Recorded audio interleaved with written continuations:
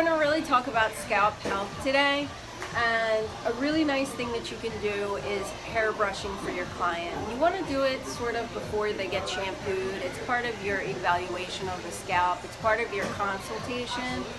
You can really tell a lot from the health of someone's scalp. So you want to take very small sections. We're going to start just getting the tangles out on the bottom, and then just sort of slowly working up till we get to the top. Another nice thing you can do is you can take a drop of essential oil, and most essential oils are antibacterial, antifungal. If you're using natural bristle brushes, the bristles actually like it. So I just put a drop of lime on there, and I'm just going to rub it into my brush like this. And then with Emma's hair, she's got long hair, it's pretty thick. So I'm going to start at the bottom.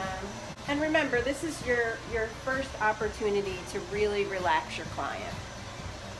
So you don't want to do it too fast, you don't want to be rough, you want to be just nice and gentle, just sort of going through the hair. As you go through the hair, you do want to ask the clients how often are they hair brushing. You really want to get into the scalp, so like I'm only working with 1-inch sections here. And these 1-inch sections, I want to go down a few strokes. I want to go up a few strokes. And I want to also do circles on the scalp. So little circles on the scalp. A lot of times our clients are saying, oh, my hair isn't growing, I see it falling out a lot. And then when you look at the scalp, it's sort of like dead. It can have a little bit of an odor to it. Those are signs that they're probably not getting any stimulation to the scalp. And again, small strokes. Lime and lemon tends to be really good for any clients that their scalps produce a lot of oil.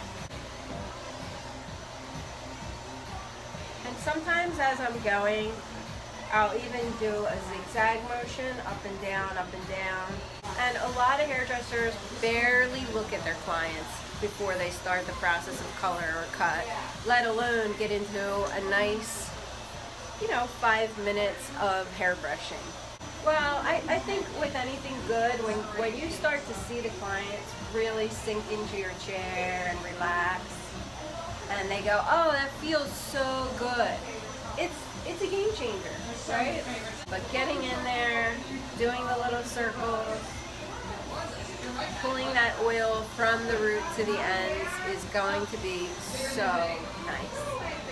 If you do see any areas that don't look so good, you can use tea tree oil, you can use chamomile. If you want to study your oils a little bit, so chamomile would be really good if somebody has very sensitive scalp. A little bit of lime or lemon is good if you're trying to exfoliate the scalp. Oftentimes our clients, especially if they have really thick hair, are in a rush in the morning. They're going to school, they're doing other things. And so what ends up happening? They get in the shower, they wash their hair, they condition it. They might use a comb to get the tangles out. But sometimes they don't even do that. And then what ends up happening? The scalp never dries and it stays really wet. And that's where you run into problems with yeasts and funguses growing on the scalp. Once you get into the habit and you get, remember, it takes about 30 days to start a new habit. And when you're trying to teach your clients, make sure you tell them, don't get frustrated.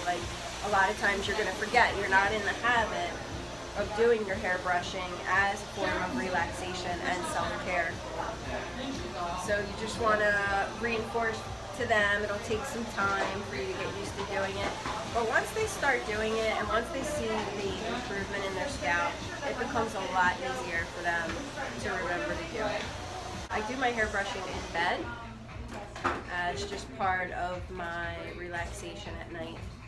I just keep my hairbrush on my nightstand, and then I climb into bed, and when I get really comfy, then I just do my hair brushing.